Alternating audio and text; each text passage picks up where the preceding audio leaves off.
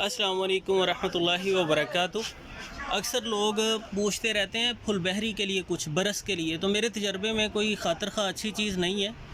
अभी मैं पंसार स्टोर पे आया था ये गूंद कतीरा के लिए, तो यहाँ पे एक भाई मुझे मिले हैं, ये पंसारी से बाबची ख़रीद रहे थे, पहले भी लेके जाते हैं।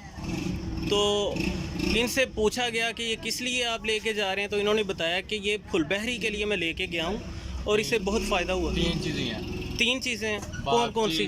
बाबची, मूलियाँ का बीज, ठीक, बाबची, मूली का बीज और गंधक, तीनों चीज़ें बराबर। हाँ जी, इतना सा दही लेना है, ठीक है। तो चमची छोटी सी पानी है इसकी पकी की। पंजाबी च गल कर दो, कोई गल नहीं।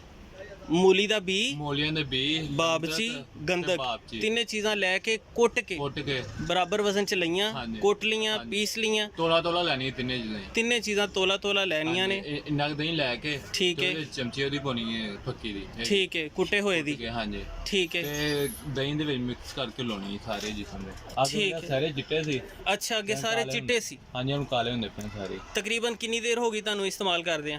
2 महीने होए ना।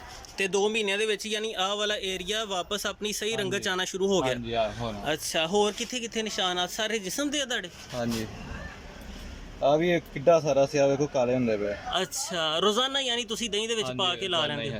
ਹਕੀਮ ਸਾਹਿਬ ਤੁਸੀਂ ਤਿੰਨੇ ਚੀਜ਼ਾਂ ਵਿਖਾ ਦਿਓ ਜ਼ਰਾ।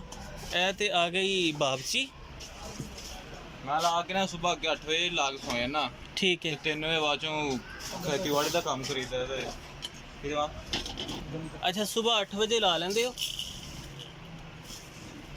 ਤੇ ਕਿੰਨੇ ਘੰਟੇ ਲੱਗੀ ਰਹਿੰਦੀ ਹੈ? 2 ਘੰਟੇ ਲਾਉਣੀ ਪੈਂਦੀ। ਇਹ ਆ ਗਏ ਮੂਲੀ ਦੇ ਬੀਜ, ਤੇ ਤੀਸਰੀ ਚੀਜ਼ ਇਹਦੇ ਵਿੱਚ ਗੰਧਕ ਆਮਲਾ ਸਾਰ।